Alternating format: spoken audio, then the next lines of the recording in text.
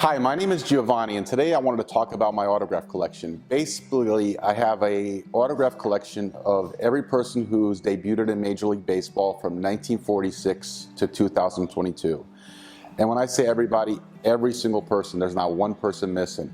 I'm currently working on 2023, that, as I said, from 1946 to 2022, it is complete. It's nearly 13,000 different players.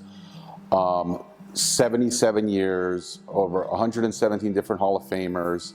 The way they're organized is by debut year. Each one has a separate binder. They're in alphabetical order, and as you can see, it's, as I said, year by year by year by year, up until the current year. So as a kid, I did collect autographs, and as I got older, I did get out of it. And then about 2020, I had a Sports Collector's Digest, and there was a list of some addresses for players to write to for autographs. So I tried it. I wrote to some players, and one of the first ones I got back was this one here, Charlie Maxwell, and on an index card. And basically, I honestly fell in love with his signature. But what was interesting, it turned out that this was actually fake. It's actually a stamp. Like what some players would do, they would actually stamp their signatures, but at the time I didn't even realize it.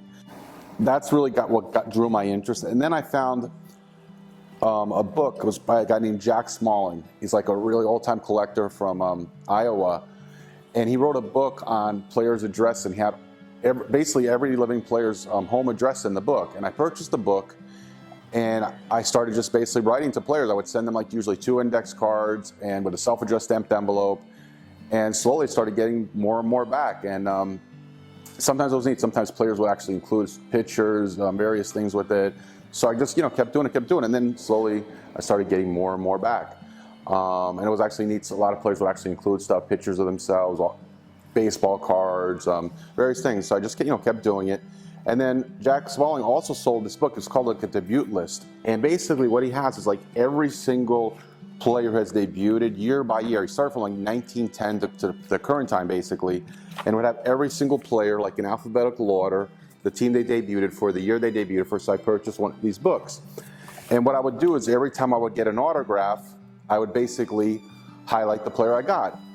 And I slowly started seeing from like 1946 on, more of the players were still living. So I started to concentrate really on from 46 on. Like, I have a lot of autographs pre-46, but I really started mainly concentrating on 1946. So, continue to write into those players. I started, would go to spring training, baseball games, minor league games, get autographs. I would get autographs in person as well. For players that I had a hard time getting, I would like sometimes, I would buy like players who were deceased, who could no longer get. I would purchase them, but purchase them only from reputable dealers. There's probably like only 5 in the whole country that I actually even trusted that I would buy from. And I continue to do this, and slowly but surely, more and more people would come off the list, more and more people come off the list. And, finally, I was able to get every one. Basically, from 1946 to like 1991, the books are kind of like this. It's mainly index cards, year by year, player by player, of index cards. That's how from like 1946 to 1991 is. Basically, I pretty much have every single player from those years on index cards, other than 3, which I'll talk about in a second. Now, the newer players, those are mostly on baseball cards like this. This is 2022. Because the newer players, they don't want to sign index cards. They're worried about fraud. So from like 92 to present, majority of those are, full index cards for beginning in baseball cards. But now pretty much primarily just get baseball cards. So that's how, like, basically what the collection basically looks like. The only 3 that I really don't have on index cards really are, there was like, and that's what makes this thing so fun. It's like the big names are easy to get. Like you could get a Mantle, Jackie Robinson any day. It's some of these names that people that you just never ever heard of, no one's ever heard of, and don't even realize how valuable it is. Like for instance, one of the people, this person here, John Carden, he basically played in 1946 for the New York Giants, and he passed away in 1949. He was electrocuted. And in 2012, I found him on a team signed baseball. Actually, it was like for sale, and they had, because it has Mel Ott's autograph, that's what was the main heading on the autograph. No one even realized he was on the ball, but I saw it on there and I purchased it. And since that time, I've actually been looking for him on a flat item, and just about 2 weeks ago, I saw this on eBay. Once again, didn't even mention his name, but his autograph is on there. With it's 1949 New York Giants from spring training. So it's like pretty much the whole team, it's authenticated and everything like that. So I purchased that. Then another one that was almost impossible for me to get till just recently was another person, Enrique Gonzalez. He played in 1949 for the Washington Senators, only pitched a couple of games.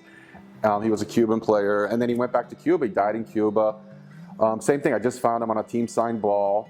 Been looking for years, and just recently I found him. This is kind of neat. It's like an autograph book it's a Mariano Cuban baseball team from the Winter League from 1949 to 1950. And it's like the whole team signed it, and his autograph was in the book.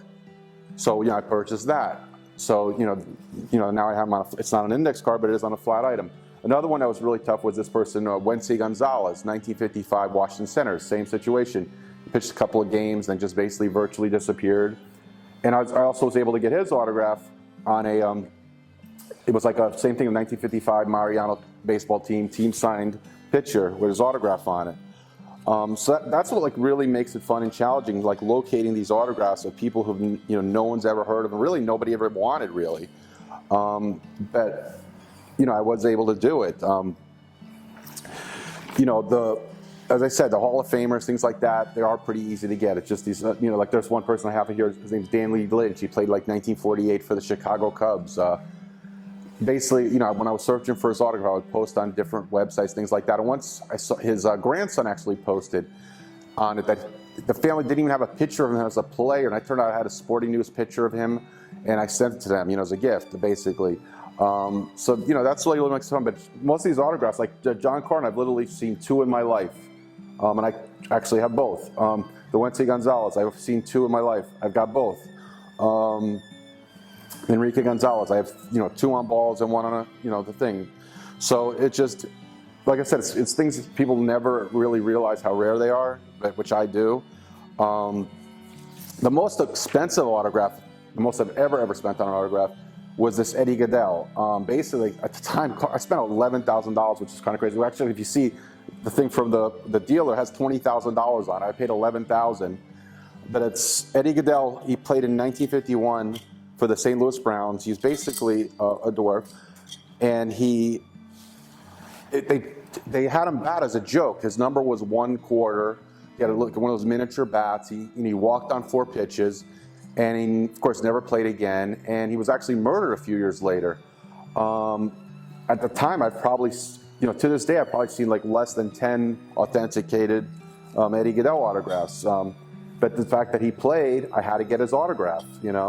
So that's the most expensive autograph I've ever played on an autograph.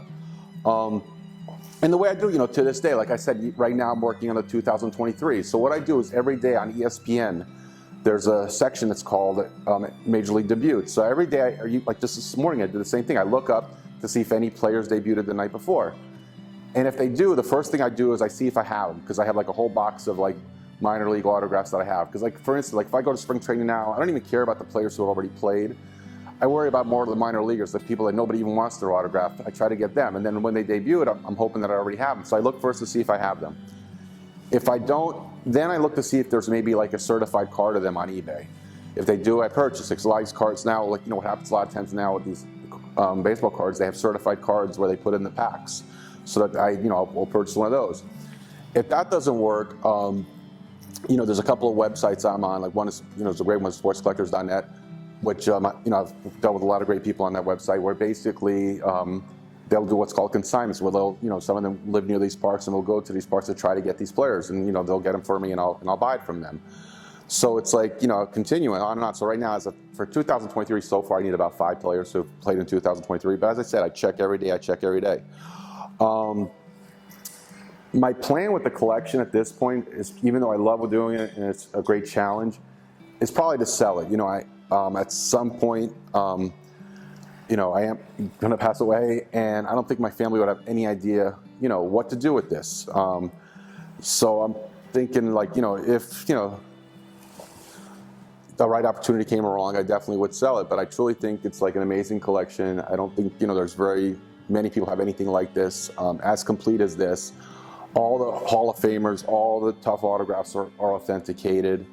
I had like basically JSA come to my office and go through the, each book pretty much, and like there was any that looked questionable, even if they were just, maybe not real or maybe whatever, I would find a right one that looked, that was authenticated. Just like this Wenty Gonzalez, the one I had, I wasn't sure about, even though it was authenticated, and I went and got another one just to be safe. So it's really, I don't think anyone's ever going to find a more complete and perfect collection than this. So, if you have any questions, please reach out to me. I love to talk about it. Yeah. So, thank you for listening to my story, and thank you.